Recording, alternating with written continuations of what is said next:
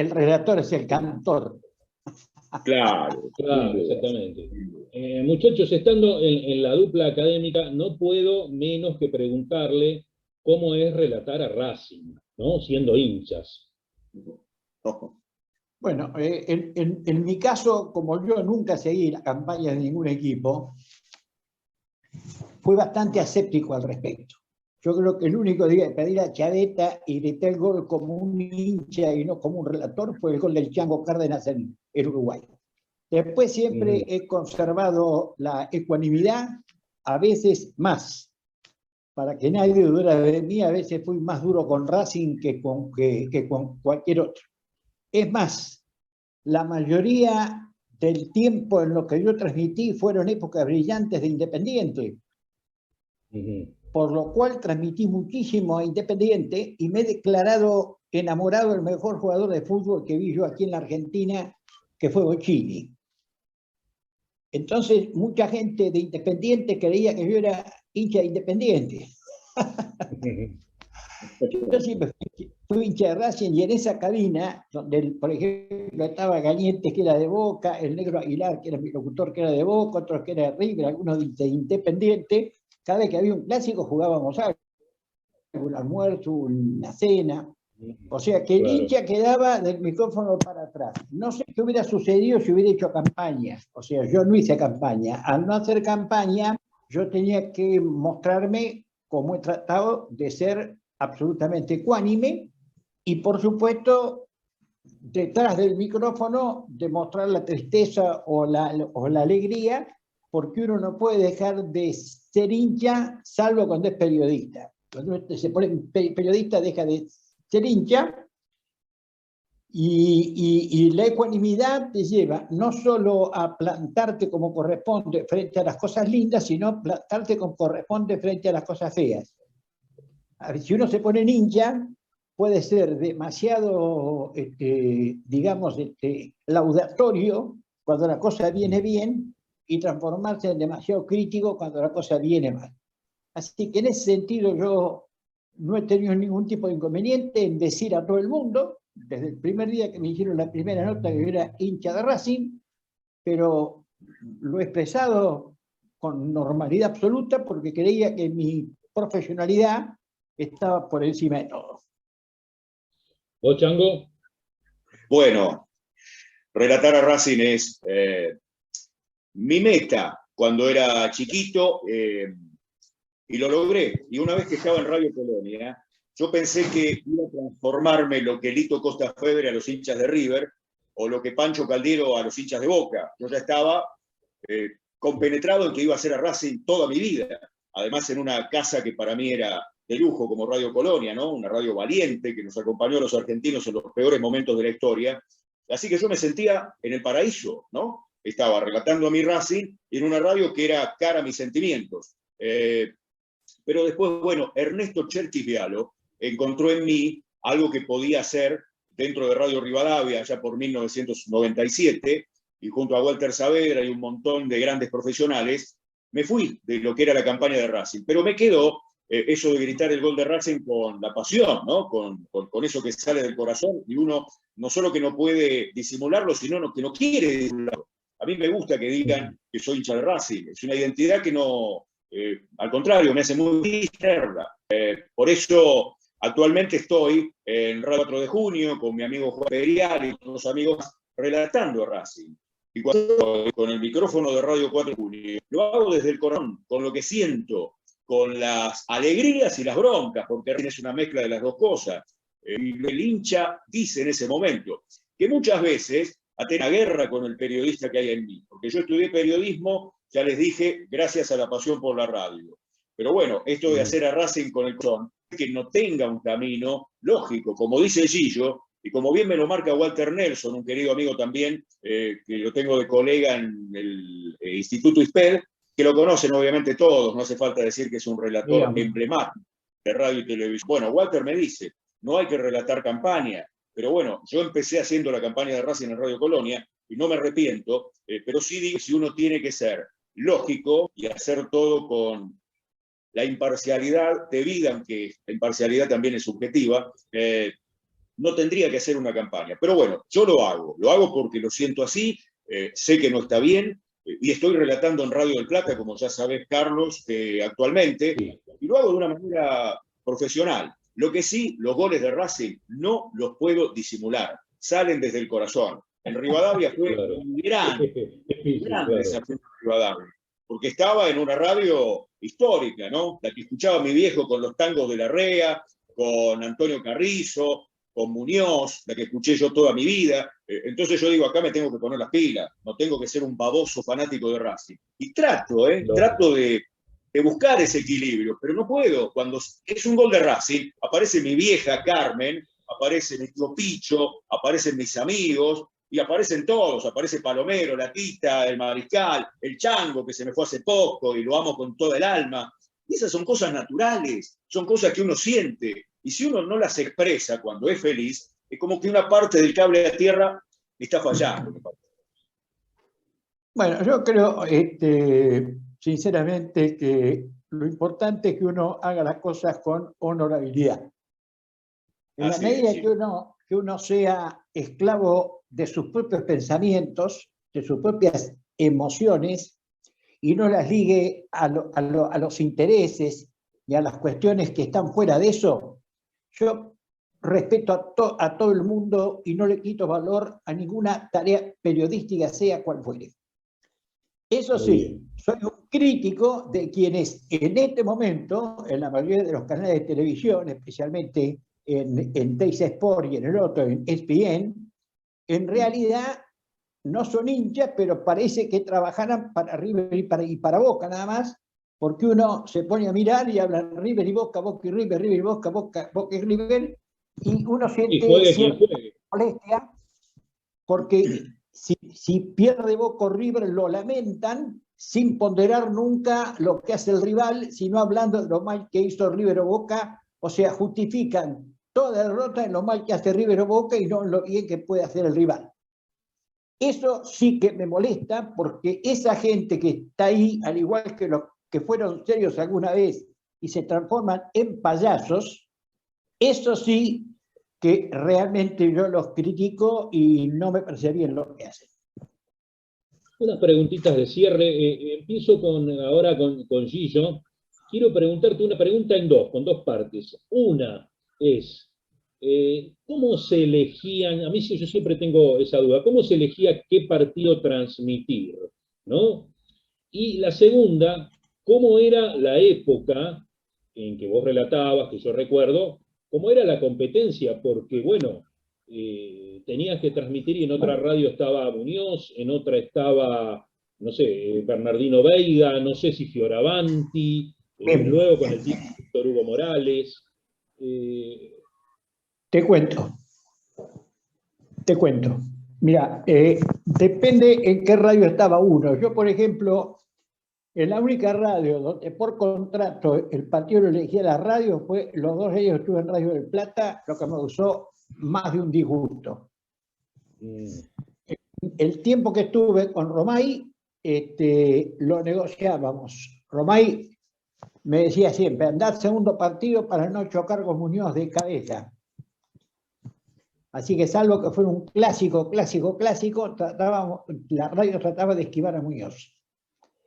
Cuando yo ya fui empresa, a partir del año 1973, y especialmente a partir de 1975, 73 trabajé, pero asociado con Cepeda Producciones en Radio Splendid, ya a partir de esa época ya tomé por cuenta mía elegir el partido sin importarme nada. O sea, sin condiciones. Por supuesto no era estúpido, y si tenía a Racing o Independiente jugando un partido importante y nosotros iban toda Boca, para que mira Boca, ¿de acuerdo? O sea que yo me distribuí más que los demás. A veces había algunos que se obligaban a transmitir más a River y a Boca que otros casos. Sí. Vamos a hablar del espectro radial. Cuando yo empecé estaba todavía Fioravanti El Mundo, estaba Muñoz en Rivadavia, por supuesto, estaba Caffarelli en Splendid, estaba Peiré en Radio Porteña, estaba Santa María en Radio Antártida, Creo que estaba Borcotó Juniors en Radio Belgrano. Arostegui también estaba en esa época en Radio Belgrano, estuvo. Curcu en Radio Mitre. Veiga, no me acuerdo en qué radio estaba en esa época. Después, cuando muere Curcu, en Mitre, llama Veiga ahí. Y la competencia más fuerte era Fioravanti, que después pasó de Mundo a Belgrano. Muñoz, Veiga, y nosotros por Leo en Libertad. Estaba Muñoz primero, por supuesto, y después ya estábamos peleando el segundo puesto entre Fioravanti, nosotros y Veiga, que siempre tuvo una gran audiencia por Boca. En el año 76 ya Fioravanti se había retirado. Prácticamente en los últimos años, del 73 al 76, se fue haciendo cada vez una competencia entre Muñoz y yo, Muñoz arriba, yo abajo, pero llegamos a tener Muñoz el 48% y nosotros el 35% de la audiencia medido por las empresas que lo hacían en aquella época. Cuando vino Víctor Hugo, vino en el año 81, que estuvo el primer año en Radio El Mundo, con toda la manija de Radio El Mundo y de Moyano, en una radio, por supuesto, que tenía una fortaleza, y después lo llevaron a Mitre. Y ahí Víctor Hugo se transformó en una real competencia mía, más que de Muñoz. Y así estuvimos 2 o 3 años, yo me retiré, con Muñoz todavía arriba de la balanza, Víctor Hugo ya por encima mío, y yo en un tercer puesto decoroso, conseguido con mucho esfuerzo y dedicación. Estaba Rivadavia, con la fuerza de Rivadavia, Víctor Hugo con todo el apoyo de la radio, de Radio Mitre, de Moyano, en fin. Y yo, que estaba en Radio Argentina, y cuando dejé el fútbol, Víctor Hugo me llamó y me dice: Gillo, ¿por qué no relatas más?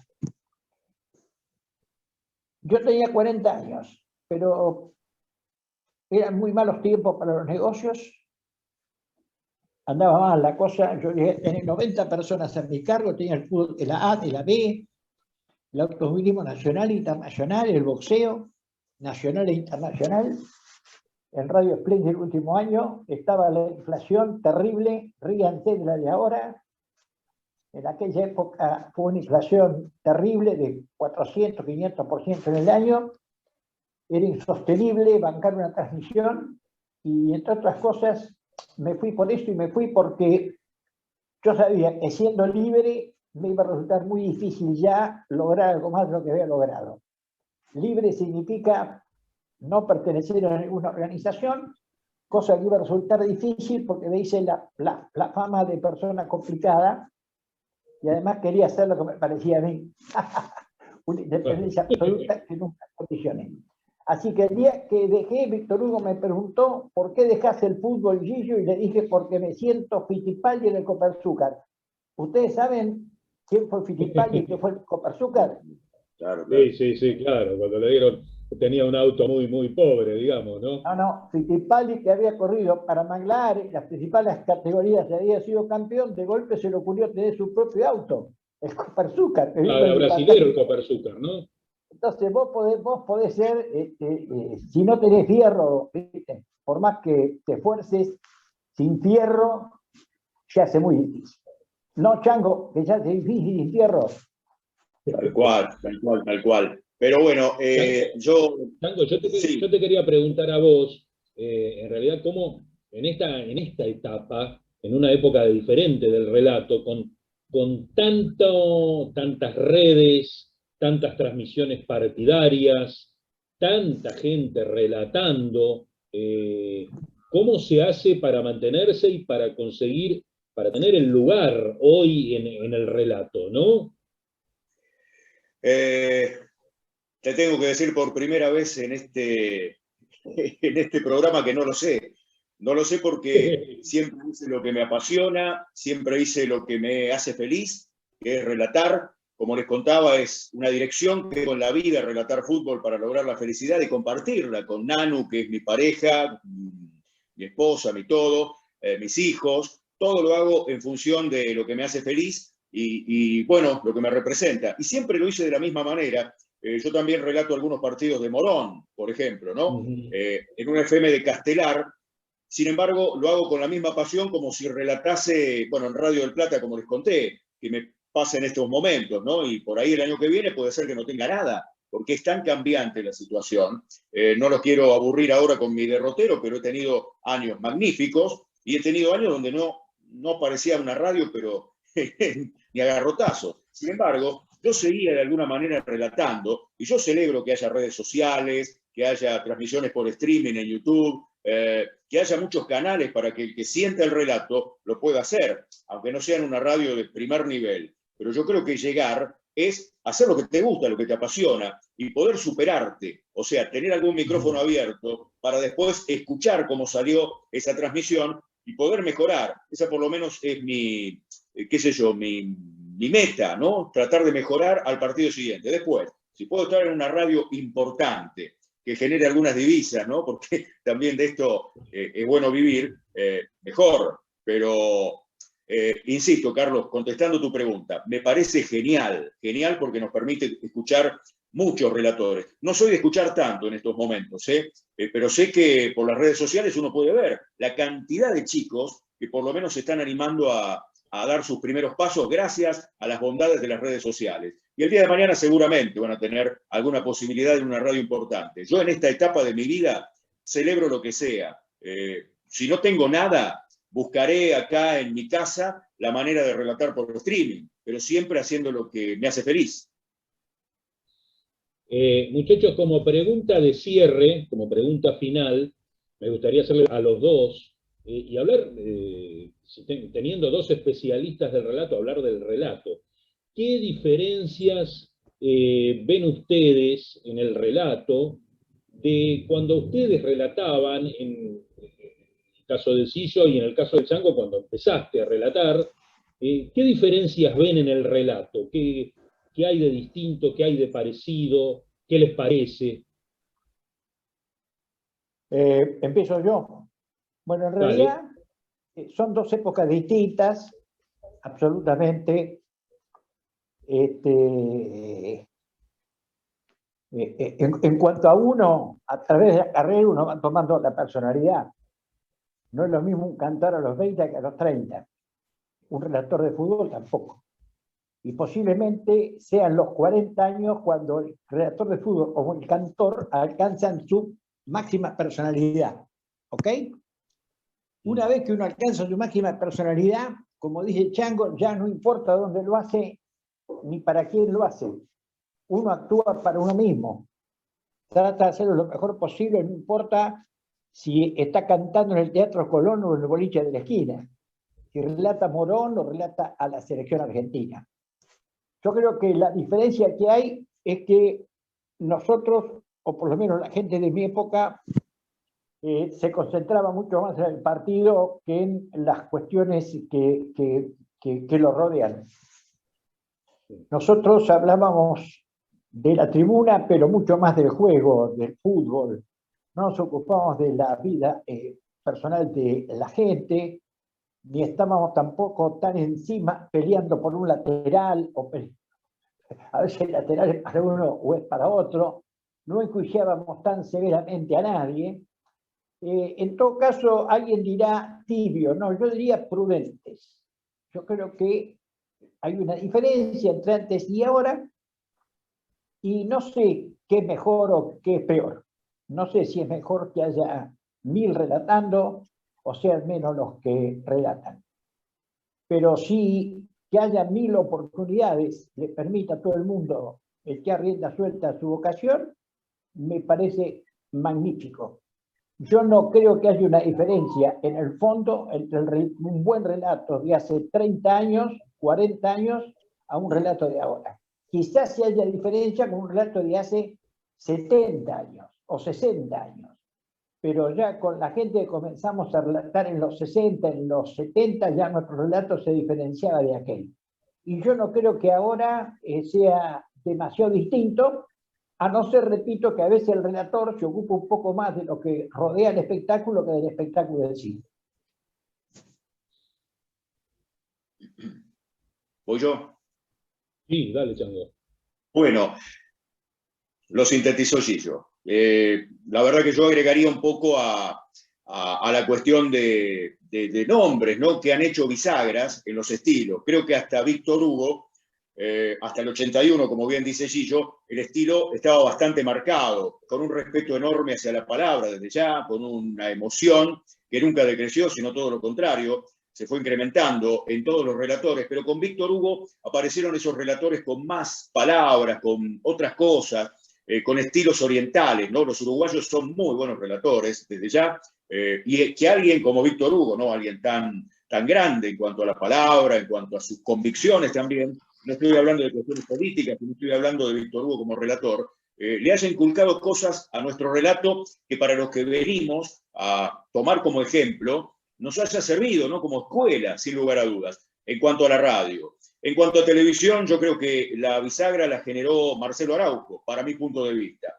También respetando a todos los relatores que venían con, no sé, el pampeano Ricardo Arias, por nombrarte algunos, Horacio Aguielo, en televisión, Mauro Viale, ni hablar, que ya le ponía algunas cosas distintas, ¿no? Al relato de televisión, que siempre fue más exigente, porque la vedette de ese medio de comunicación es la imagen. Entonces el relato, para que no pase desapercibido, tiene que tener mucho de la personalidad del relator. Y con Marcelo Araujo, insisto, hubo un clic en los estilos. Ahí yo te podría marcar dos cambios fundamentales en la radio y en la televisión. Después, bueno, yo rescato de la época romántica, digamos, del relato, el respeto. Respeto a la palabra, respeto al compañero, respeto al protagonista, que en este caso es el futbolista, cosa que lamentablemente se fue perdiendo. No quiero achacar la nota ni ponerle un toque no sé, de drama o de crítica, pero bueno, hay algunas cosas que se han perdido y se han nivelado para abajo. Lo que sí, gracias a la tecnología, tenemos a un solo clic la posibilidad de encontrar toda la información que necesitamos los relatores antes de empezar una transmisión, ¿no? Ya cuando sabemos el partido que nos toca, tenemos que ir buscando, más en mi caso, por ejemplo, que hago fútbol de ascenso, donde hay equipos que no los conozco porque no estoy en el día a día, pero puedo buscar cualquier partido, resúmenes de partidos, puedo meterme a las páginas de los clubes y buscar la información pertinente, cosa que tienen todos los relatores de ahora y que en nuestra época no había. Entonces había que llamar por teléfono, leer los diarios, ir tratando de buscar la información de alguna manera. Era todo más artesanal, creo que esa puede ser la palabra y la diferencia quizás de esa época a esta de ahora, ¿no? Y ahora tengo la exigencia, Carlos y Gillo, de, bueno, tratar de ir un poco contra la corriente. Los chicos, digo chicos porque a veces uno se encuentra con generaciones donde tienen todo servido con el celular, ¿verdad? Uno tiene todo en el celular y tiene que andar diciéndole, pero bueno, el celular te puede fallar, tratá de anotar, papel y lápiz, así lo tenés al alcance de la vista, toda la información que necesitas, para no pifiarle en el aire y además para no perder ese ejercicio que forma parte de la investigación y algo natural, ¿no? Ir a la biblioteca, buscar archivos, qué sé yo, cosas que no vas a encontrar en la computadora. Y bueno, algunos me entienden y otros no. Pero bueno, eso trato de sostener en el mundo actual, ¿no? Muchachos, realmente muy agradecido, sin querer. Lo que sucede acá siempre es que se pasan rapidísimo las notas, a mí se me pasan rapidísimo, el tiempo se pasa bárbaro, y como les digo, para mí un honor, un placer haber podido hacer esta charla con ustedes dos en la dupla académica, con dos maestros del relato. Un abrazo grande, espero que podamos hacer una charla así en vivo en algún momento, nos tomamos un café o vamos a La Plata a verlo allí y charlamos por ahí, ¿no? Bueno, Carudo, un saludo cordial, muchas gracias, suerte, éxitos.